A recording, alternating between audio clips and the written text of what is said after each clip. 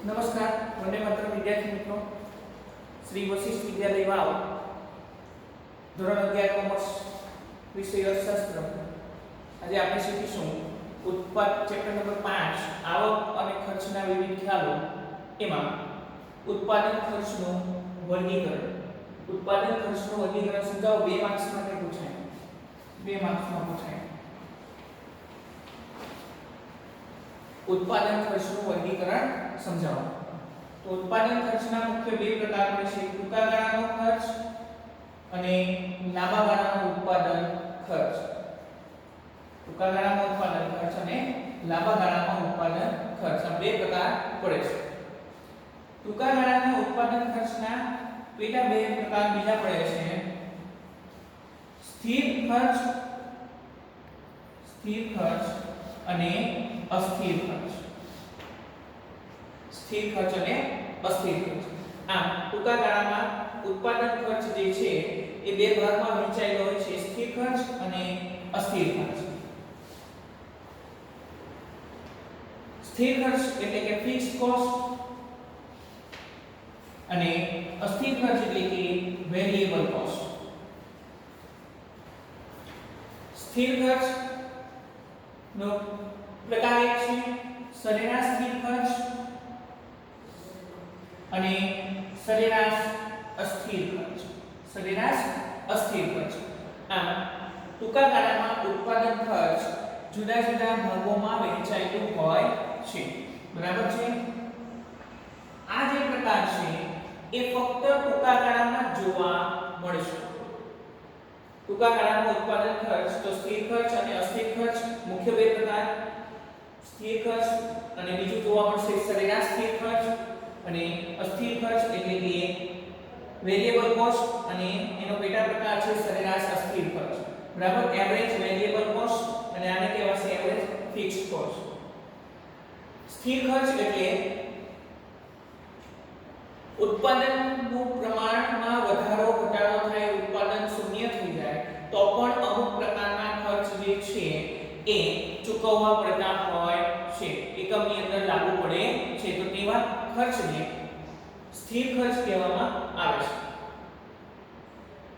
અસ્થિર ખર્ચ એ ઉત્પાદનના પ્રમાણ સાથે સીધી રીતે સંકળાયેલો છે એટલે કે ઉત્પાદનનું પ્રમાણ વધે તો ખર્ચ વધે ઉત્પાદનનું પ્રમાણ ઘટે તો ખર્ચ પણ ઘટે અને ઉત્પાદન શૂન્ય થઈ જાય તો ખર્ચ પણ શૂન્ય થઈ જાય છે આ ઉત્પાદનના પ્રમાણ સાથે સીધી રીતે સંકળાયેલો હોય છે તેવા ખર્ચને અસ્થિર ખર્ચ કહેવામાં આવે છે સરેરાશ સ્થિર ખર્ચ તો એ કઈ રીતે મળશે તો કુલ સ્થિર ખર્ચ ને કુલ ઉત્પાદનના એકમો વડે ભાગવાથી જે આંક મળશે જે ખર્ચ મળશે એને સરેરાશ સ્થિર ખર્ચ કહેવામાં આવશે બરાબર છે એટલે કે એક એકમ દીઠ સ્થિર ખર્ચ એ જ રીતે અસ્થિર ખર્ચ છે એના ઉપરથી સરેરાશ સ્થિર ખર્ચ મળશે તો કુલ અસ્થિર ખર્ચ છેદમાં કુલ ઉત્પાદનના પ્રમાણ ઉત્પાદનના એકમ ભાગાકાર કરશો જે મળશે એ શું મળશે સરેરાશ એવરેજ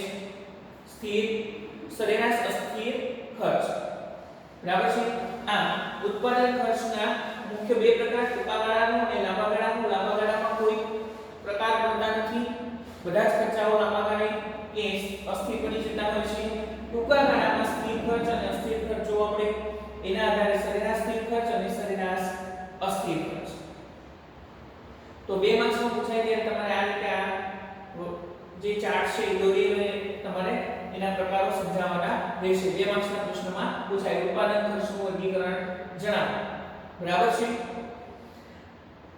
હવે જોઈએ ત્યાર પછીનો પ્રશ્ન જે છે 3 માર્ક્સ માટેનો કે સ્થિર ખર્ચને આકૃતિ દ્વારા સમજાવો અનુસૂચિ અને આકૃતિની મદદથી સ્થિર ખર્ચ સમજાવો 3 માર્ક્સનો પ્રશ્ન છે 3 માર્ક્સમાં પૂછાય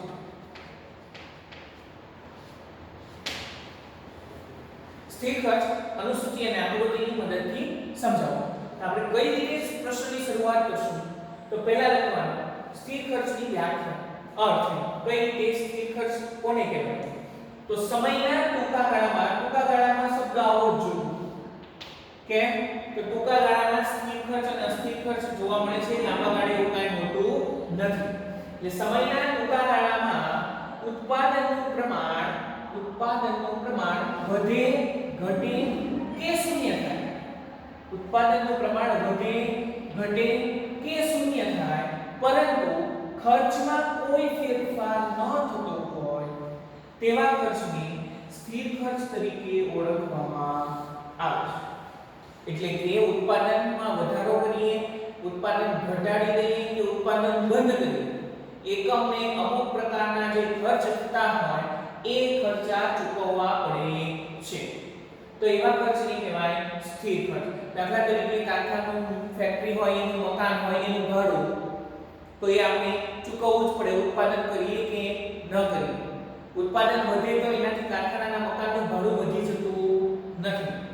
બરાબર. મૂડી પર વ્યાજ, તો મૂડી વ્યાજે લીધી હોય બીજા પાસે, ઉત્પાદન આપણે શરૂ કરીએ ન કરીએ, ઉત્પાદન બંધ કરી દઈએ, એની પાસેથી આપણે મૂડી લઈએ ત્યાંથી એ મૂડીનું વ્યાજ ચૂકવવું પડે. તો આને શું કહેવાય? સ્થિર ખર્ચ. બરાબર છે. ઉત્પાદન સાથે એને કોઈ લેવા દેવા નથી. ઉત્પાદન થાય ન થાય પણ આ ખર્ચા જે છે એ ચૂકવવા જ પડે છે. એટલે એને શું કહેવાય? સ્થિર ખર્ચ તરીકે ઓળખવામાં આવે છે. એક માર્ક્સમાં પૂછાય સ્થિર ખર્ચનો અર્થ આપો તો આ લખો. હવે જોઈએ સ્થિર ખર્ચની અનુસૂચિ. અનુસૂચિમાં બે કોલમ છે, ઉત્પાદનનું પ્રમાણ અને સ્થિર ખર્ચ. બરાબર. ઉત્પાદનનું પ્રમાણ એકમો અને સ્થિર ખર્ચ રૂપિયા. બરાબર. જો શૂન્ય એકમોનું ઉત્પાદન છે, ઉત્પાદન કેવું છે? શૂન્ય, તો ખર્ચ કેટલો આવે છે? 100. ઉત્પાદન શૂન્ય થી વધીને 10 થયું, ખર્ચ કેટલો છે? 100. ઉત્પાદન વધીને 20 એકમોનું થયું, ખર્ચ કેટલો આવે છે? 100 એકમો. ઉત્પાદન 30 એકમોનું થયું, ખર્ચ કેટલો આવે છે? 100. 40 નું ઉત્પાદન થાય, ખર્ચ 100 રૂપિયા, અને 50 એકમોનું ઉત્પાદન થાય તો પણ ખર્ચ 100 રૂપિયા આવે છે. જો એટલે કે હવે આપણે આના આધારે પેલા આકૃતિ દોરીએ. બરાબર. શૂન્ય ઉત્પાદને ખર્ચ કેટલો? 100. આ અહીંયા આપણે નામ આપીએ. બરાબર છે? x અને y. આ જે છે આપણો ઉગમ બિંદુ, અહીંયા શૂન્ય કેટલો? આ શું છે? શૂન્ય. શૂન્ય અને ખર્ચ કેટલો? 100. બરાબર. અહીંયા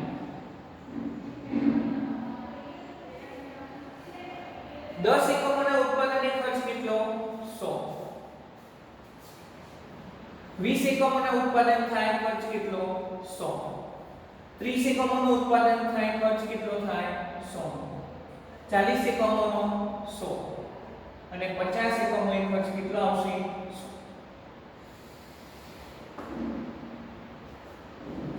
TFC. બરાબર. આ નામ આપીએ આપણે A B C D E. TFC એટલે કુલ સ્થિર ખર્ચ રેખા. બરાબર છે. તો તમે જુઓ, દરેક વખતે ઉત્પાદનનું પ્રમાણ બદલાય છે. બરાબર છે. 0 થી 10 થયું, 20 થયું, 50 થયું, ખર્ચમાં કોઈ ફેરફાર નથી. ખર્ચ જો 100 થી વધતો નથી કે 100 થી ઘટે પણ નથી. એટલે કે ઉત્પાદન 0 હોય, ઉત્પાદન વધે કે ઉત્પાદન ઘટે, એની સાથે સ્થિર ખર્ચને કોઈ લેવા દેવા નથી. એટલે કે સ્થિર ખર્ચ બદલાતો નથી. સમજૂતી વિશ્લેષણ આપણે જેમ લખીએ એમ લખવાનું. આકૃતિમાં OX ધરી ઉપર ઉત્પાદનનું પ્રમાણ, OY ધરી ઉપર સ્થિર ખર્ચ રૂપિયામાં દર્શાવ્યો છે. ઉત્પાદન 0 એકમોનું, 10 એકમોનું થાય, 20 નું થાય, 50 નું થાય, તો પણ સ્થિર ખર્ચ જે છે એ 100 રૂપિયા સ્થિર રહે છે, બદલાતો નથી. એટલે કે ઉત્પાદનના પ્રમાણ સાથે સ્થિર ખર્ચને પ્રત્યક્ષ સીધો કોઈ સંબંધ નથી. ઉત્પાદન ન થાય, 0 એકમોએ પણ સ્થિર ખર્ચ જે છે 100 રૂપિયા ચૂકવવો જ પડે છે. આમ સ્થિર ખર્ચ એ ઉત્પાદનના પ્રમાણ સાથે ફેરફાર થતો નથી. આ થઈ ગયો સ્થિર ખર્ચ. આ રીતે તમારે જોવાનું કે સ્થિર ખર્ચ આકૃતિમાં સ્થિર ખર્ચની રેખા એ x ધરીને સમાંતર મળે છે. x ધરીને સમાંતર મળે છે. આની x ધરી અને આ સ્થિર ખર્ચની રેખા એ x ધરીને સમાંતર મળે છે, જે સૂચવે છે કે ઉત્પાદનમાં ફેરફાર થાય છે પરંતુ ખર્ચમાં કોઈ ફેરફાર થતો નથી. આ રીતે તમારે 3 માર્ક્સમાં પૂછાય કે સ્થિર ખર્ચની વ્યાખ્યા લખવાની, અનુસૂચિ લખવાની, એના આધારે આકૃતિ દોરવાની અને પછી એનું વિશ્લેષણ લખવાનું. ત્યાર પછી બીજો એક પ્રશ્ન છે અસ્થિર ખર્ચની આકૃતિ સહિત સમજાવો. બરાબર છે? જે રીતે આપણે સ્થિર ખર્ચ સમજૂતી આપી એમ અસ્થિર ખર્ચની સમજૂતી આપવાની. અસ્થિર ખર્ચ પણ સમયના ટૂંકા ગાળામાં જ લાગુ પડશે કારણ કે ટૂંકા ગાળામાં જ બે ભાગમાં વહેંચાયેલો છે ઉત્પાદન ખર્ચ, સ્થિર ખર્ચ અને અસ્થિર ખર્ચ. તો આ પણ અહીંયા એક જ છે સમયના ટૂંકા ગાળામાં જે ખર્ચ ઉત્પાદન વધતા વધે, ઉત્પાદન ઘટતા ઘટે અને ઉત્પાદન શૂન્ય થતા શૂન્ય થાય તેવા ખર્ચને અસ્થિર ખર્ચ તરીકે ઓળખવામાં આવે છે. ખર્ચને અસ્થિર ખર્ચ તરીકે ઓળખવામાં આવે છે. જો ઉત્પાદન વધે તો ખર્ચ વધે, ઉત્પાદન ઘટે ખર્ચ ઘટે અને ઉત્પાદન શૂન્ય થઈ જાય તો ખર્ચ પણ શૂન્ય થાય તો તેવા ખર્ચને અસ્થિર ખર્ચ કહેવામાં આવે છે. આ ખર્ચ ઉત્પાદન સાથે સીધો સંબંધ ધરાવે છે. ઉત્પાદન સાથે એને સીધો સંબંધ છે. બરાબર છે? એટલા માટે કે ઉત્પાદન વધે ત્યારે ખર્ચ વધે છે, ઉત્પાદન ઘટે ત્યારે ખર્ચ ઘટી જાય છે અને ઉત્પાદન શૂન્ય એકમોનું એટલે કે ઉત્પાદન બંધ કરી દઈએ ત્યારે ખર્ચ પણ બંધ થાય છે, શૂન્ય થઈ જાય છે. એટલે એને સ્થિર ખર્ચ તરીકે, અસ્થિર ખર્ચ તરીકે ઓળખવામાં આવે છે. અનુસૂચિ ઉત્પાદનનું પ્રમાણ અને અસ્થિર ખર્ચ. બરાબર? હવે જુઓ અહીંયા અનુસૂચિના શૂન્ય એકમોના ઉત્પાદને ખર્ચ હતો 100 નો. બરાબર છે? કારણ કે આ સ્થિર ખર્ચ. તો અહીંયા જુઓ ઉત્પાદન શૂન્ય એકમોનું છે, ખર્ચ શૂન્ય છે. ઉત્પાદન 10 એકમોનું થયું, ખર્ચ 80 રૂપિયાનો થયો. બરાબર? શૂન્ય થી ઉત્પાદન વધીને 10 નું થયું, ખર્ચ શૂન્ય થી 80 નો થયો. બરાબર? એટલે થઈ ગયું ઉત્પાદન વધે ત્યારે ખર્ચ વધે, ઉત્પાદન ઘટે ત્યારે ખર્ચ ઘટી જાય અને ઉત્પાદન શૂન્ય થઈ જાય ત્યારે ખર્ચ પણ શૂન્ય થાય છે. તો એને અસ્થિર ખર્ચ તરીકે ઓળખવામાં આવે છે. આના આધારે આકૃતિ દોરશું.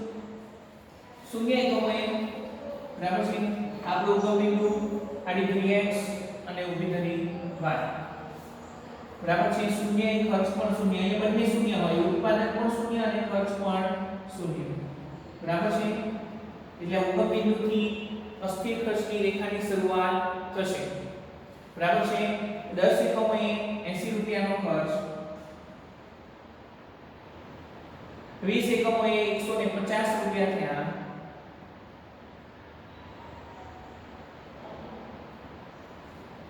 ઉત્પાદન 20 થી વધીને 30 નું થયું, 210 નો ખર્ચ થયો.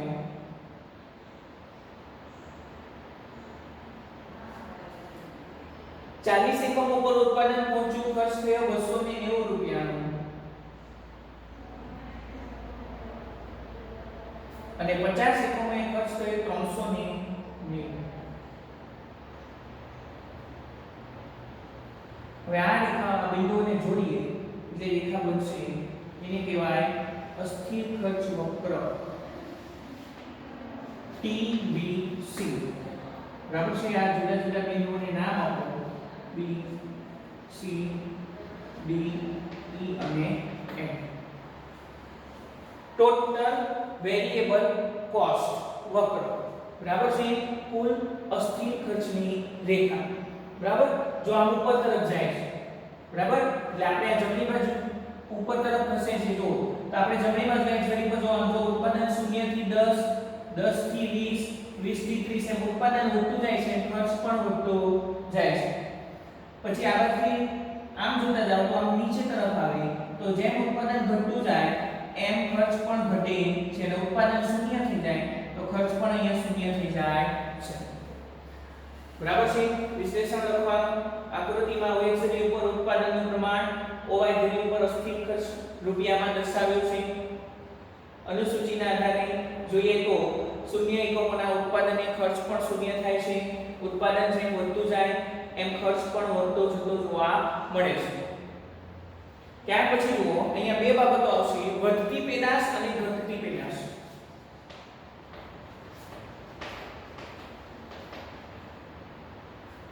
વધતી પેદાશનો નિયમ અને બીજો આવશે ઘટતી પેદાશનો નિયમ.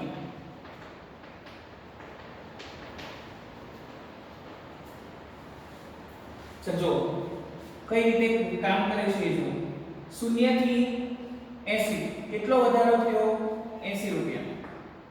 બરાબર 0 થી 80 થયા કેટલા વધ્યા 80 હવે જો 10 થી ઉત્પાદન 20 નું થયું ખર્ચ 80 થી 150 નો થયો કેટલો વધારો થયો 150 80 એટલે કે 70 નો વધારો થયો 70 રૂપિયા ખર્ચ વધ્યો 150 બરાબર 20 થી ઉત્પાદન 30 નું થયું 150 થી વધીને ખર્ચ થયો 210 એટલે કે 60 નો વધારો થયો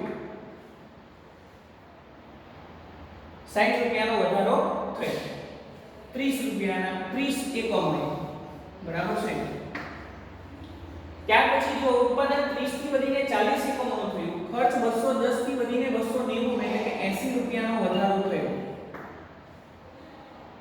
અને 40 થી ઉત્પાદન 50 એકમોનું કર્યું એટલે ખર્ચ 290 થી વધી 390 એટલે કે 100 રૂપિયાનો વધારો થયો એટલે જો જ્યાં સુધી ઘટે છે ખર્ચ 80 70 અને 60 ઘટતા દરે વધે છે ખર્ચમાં વધારો થાય છે પણ કેવો છે ઘટતા દરે પહેલા 80 રૂપિયા વધ્યું પછી ખર્ચ વધ્યો પણ કેટલો 80 થી ઘટીને 70 રૂપિયા વધ્યો પછીના સ્ટેપમાં કેટલો થયો 60 રૂપિયા વધ્યો બરાબર છે તો આ 30 એકમોના ઉત્પાદન સુધી વધતી પેદાશનો નિયમ લાગુ પડે છે વધતી પેદાશનો નિયમ લાગુ પડે છે એટલે કે દરેક એકમની જ્યારે સ્થાપના થાય ત્યારે જે કંઈક ઉત્પાદનના સાધનો લીધા હોય એ ઉત્પાદનના સાધનોની જે કુલ ક્ષમતા હોય સ્થાપિત ઉત્પાદન શક્તિ એ આ 30 એકમો સુધી કામ કરે છે એટલે કે 30 એકમો સુધી એને ફક્ત અસ્થિર ખર્ચમાં જે કંઈ કાચો માલ હોય એમાં જ વધારો કરવો પડે છે બાકીના ખર્ચમાં વધારો કરવો પડતો નથી સાધનો બીજા લેવા પડતા નથી એટલે આ 30 રૂપિયા સુધી ખર્ચ એ ઘટતા દરે વધે છે બરાબર છે માત્ર ને માત્ર કાચા માલનો જ ખર્ચ વધે છે બાકીનો કોઈ ખર્ચ વધતો નથી મજૂરીના એ જ છે મશીનો એના એ જ વપરાય છે બરાબર છે જેથી કરીને ખર્ચ એ ઘટતા દરે વધે છે અને વધતી પેદાશનો નિયમ લાગુ પડે બરાબર કેપેસિટી હોય એની 30 એકમો બનાવવાની કેપેસિટી છે પહેલા એ કેટલા બનાવ્યા 10 હજી બનાવી શકે કેટલા એકમો 20 તો બીજા તબક્કામાં એને 20 એકમો બનાવ્યા હજી એની પાસે કેટલી સાધનો છે ઉત્પાદન કરી શકે એવા હજી 10 એકમો વધુ ઉત્પાદન કરી શકે એટલે કે 30 એકમો સુધી ઉત્પાદન કરે ત્યાં સુધી ખર્ચમાં જે વધારો થાય એ ઘટતા દરે વધે છે એટલે એને કહેવાય વધતી પેદાશનો નિયમ ત્યાર પછી જો ખર્ચમાં 60 થી સીધા 80 થઈ ગયા ખર્ચ વધે છે 80 થી 100 નો વધારો થયો એટલે કે 30 એકમો પછી ઉત્પાદનમાં જેમ વધારો કરતા જશું એમ અસ્થિર ખર્ચ પણ વધતો જશે વધતા દરે વધે છે એટલે કે અહીંયા હવેથી ઘટતી પેદાશનો નિયમ લાગુ પડશે